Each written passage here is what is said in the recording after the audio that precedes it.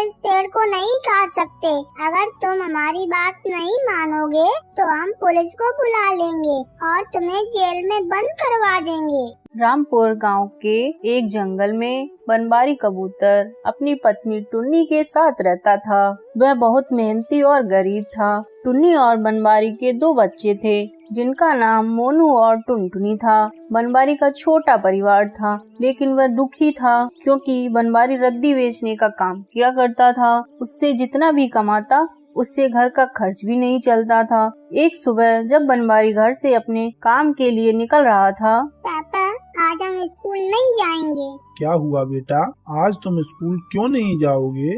हमारे पास अच्छे कपड़े नहीं हैं और जो हैं वो भी फट चुके हैं। ठीक है बेटा, आज तुम लोग चले जाओ, कल मैं तुम्हारे लिए अच्छे कपड़े ला दूंगा। पापा आप रोज ऐसे ही बोल देते हो और हमारी रोज बेइज्जती होती है। इतना कहकर बनवारी अपने काम पर चला जाता है और बच्चे भी दुखी मन से स्कूल चले जाते हैं। स्कूल की छुट्टी के बाद जब बच्चे घर आते हैं तब रास्ते में कुछ बच्चे बर्फी खा रहे होते हैं। उन सबको बर्फी खाता देख मोनू और टुनटुनी दुखी होकर अपने घर आ रहे होते हैं और सोचते हैं काश हम भी बर्फी खाते। मोनू और टुनटुनी घर न जाकर जंगल में एक दूसरे पेड़ पर जाकर बैठ जाते हैं। उन्हें एक मोटा विशाल पेड़ दिखाई देता है।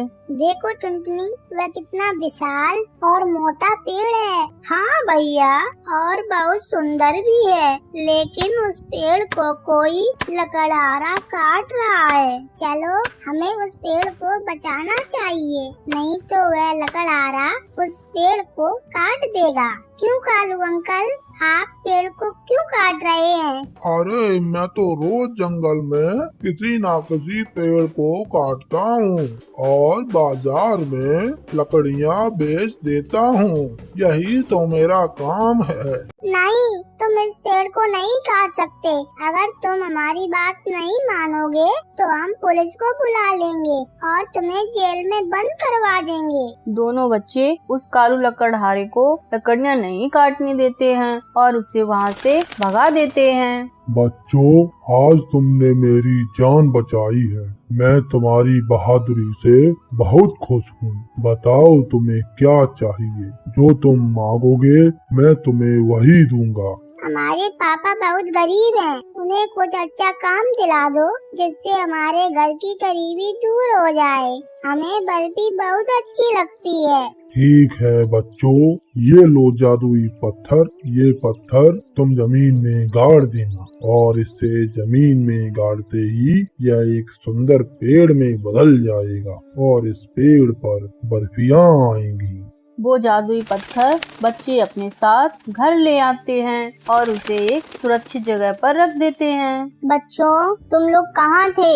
आज से पहले तुम्हें इतनी देर कभी नहीं हुई। वो माँ, हम अपने दोस्तों के साथ खेल रहे थे, इसलिए हमें देर हो गई। चलो बच्चों, खाना खा लो। मैंने आज तुम्हारे लिए दाल चावल बनाए हैं। बच्चे खाना खाकर सो जाते हैं और कुछ देर बाद बनवारी भी वहाँ आ जाता है। थका हारा और निराश होकर बैठ जाता है। क्यों जी, क्या हुआ? आज भी कोई कमाई नहीं हुई? मैं तो आपसे कब से कह रही हूँ ये सब छोड़ो और अपने गांव चलते हैं। वहाँ अपनी कुछ जमीन है, वहीं चलकर खेती करते हैं, जिससे घर का तो खर्च चलता रहेगा। बनवारी और टुन्नी अपने बच्चों के साथ उस जंगल को छोड़कर अपने गांव चले जाते हैं और गांव जाकर बनवारी अपने गांव के जमींदार के पास जाता है। जमींदार जी राम राम।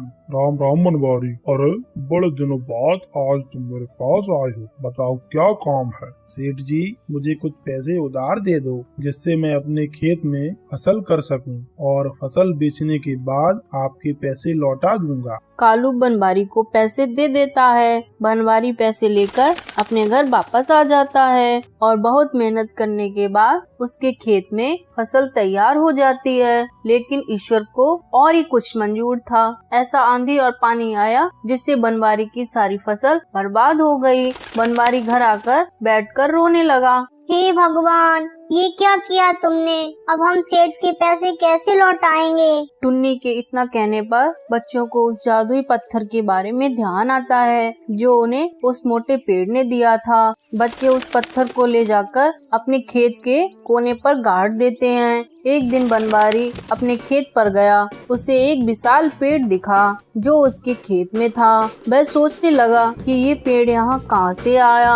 वह उसके पास गया तो उसने देखा वह पेड़ सोने की बर्फी से भरा था। वह खुशी के मारे नाचने लगा और अपने घर आया। टुन्नी टुन्नी, आज तो गजब हो गया, चलो आओ मैं तुम्हें कुछ दिखाता हूँ। बनवारी टुन्नी को जादुई सोने की बर्फी वाला पेड़ दिखाता है। उस पेड़ को देखकर बच्चे और टुन्नी बहुत खुश होते हैं। बनवारी, आप एक सुनार की दुकान खोल लो, क्योंकि बर्फी का सोना तुम बेचो और बर्फी मैं बेचूंगी। इससे हमारी अच्छी कमाई होगी। बनवारी टुन्नी की बात मान लेता है और वह उस सोने की बर्फी से सोना निकालकर बेचने लगता है। कुछ ही दिनों में वह बहुत पैसे वाला हो जाता है और सेठ के सारे पैसे लौटा देता है। और अब बच्चे भी बहुत खुश थे क्योंकि उन्हें भी रोज बर्फी खाने को मिलती थी। बनवारी अपने परिवार के साथ खुशी खुशी रहने लगता। हिमालय पर्वत की तराई में एक सुंदर वन नाम का जंगल बसा हुआ था, जहाँ एक छोटे से घर में टुन्नी चिड़िया अपने 3 बच्चों के साथ रहती थी। टुन्नी के पति को उसी जंगल के राक्षसबाज ने मार डाला था। आज का मौसम बहुत खराब था।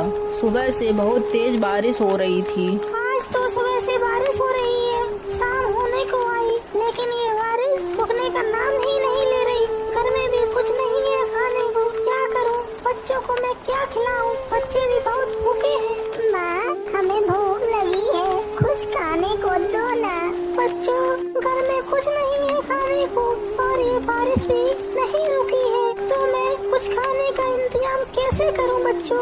रात हो जाती है, बारिश नहीं रुकती और बच्चे बेचारे भूखे ही सो जाते हैं। अगली सुबह बारिश थम चुकी थी, मौसम साफ हो चुका था। टुन्नी और उसके बच्चे 2 दिन से भूखे थे। बच्चों, बारिश रुक चुकी है, लेकिन पता नहीं फिर से होने लगे तो मुझे खाना इकट्ठा करना होगा। मैं खाना लेने जा रही हूँ और मुझे आने में देरी हो जाएगी। तुम सब घर में ही रहना और सावधान रहना। जब तक मैं लौट के ना आऊँ तब तक दरवाजा मत खोलना, चाहे कोई भी आए। ठीक है माँ, हम दरवाजा नहीं खोलेंगे। इसमें आप इतनी चिंतित क्यों हो रही हैं? क्योंकि बच्चों, तुम्हारे पिता को जिस राक्षसबाज ने मारा था वो यहीं आसपास रहता है। उस राक्षसबाज ने तुम्हारे पिता को मुझसे छीन लिया और इसी बात का डर है कि कहीं वो तुम्हें भी मुझसे ना छीन ले। माँ, आप चिंता ना करें, हम दरवाजा नहीं खोलेंगे। इस प्रकार टुन्नी खाने की खोज में निकल जाती है और बच्चे भी दरवाजा बंद करके अंदर बैठ जाते हैं। राक्षसबाज पास ही के पेड़ पर छुपा बैठा हुआ था और टुन्नी के जाने का इंतजार कर रहा था। और वही होता है जो टुन्नी ने सोचा था। राक्षसबाज दरवाजे के बाहर पहुंच जाता है और दरवाजा खटखटाता है। कौन है? राक्षसबाज ने अपनी मोटी आवाज को पतली करने की कोशिश करते हुए कहा, मैं तुम्हारी माँ हूँ, तुम्हारे लिए खाना लेकर आई हूँ। हमें मूर्ख बनाने की कोशिश मत करो, तुम हमारी माँ नहीं हो सकती। हमारी माँ की आवाज तो कोमल और सुरीली है, तुम्हारी जैसी मोटी नहीं। राक्षसबाज निराश होकर पेड़ पर लौट आता है। काफी सोचने के बाद उसने एक चाल चली। उसने काफी सारा चौक खा लिया, जिससे उसकी आवाज पतली और मीठी हो गई। बाज फिर से दरवाजे पर पहुंच जाता है और बड़ी कोमल और मीठी आवाज में कहता है, बच्चों, दरवाजा खोलो, मैं तुम्हारी माँ हूँ। देखो तुम्हारे लिए कितना खाना लेके आई हूँ। परंतु बच्चे बहुत चतुर थे, इतनी जल्दी झांसे में आने वाले ना थे। उन्होंने खिड़की से बाहर झांका और बाज के पैर देख लिए। नहीं नहीं, तुम हमारी माँ नहीं हो सकती। तुमने किसी तरह अपनी आवाज को पतला कर लिया, लेकिन तुम्हारे पैर काले हैं और हमारी माँ के पैर दूध जैसे सफेद हैं। धोखेबाज, हमारे घर से दूर रहे। हमें पता है तू वही राक्षसबाज है जिसने हमारे पापा को मारा था। तूने हमारी माँ को विधवा बना दिया और हमें बिन बाप का कर दिया। मुँह काला कर जा यहाँ से और लौट कर मत आना। राक्षसबाज को फिर से असफल होकर लौटना पड़ा।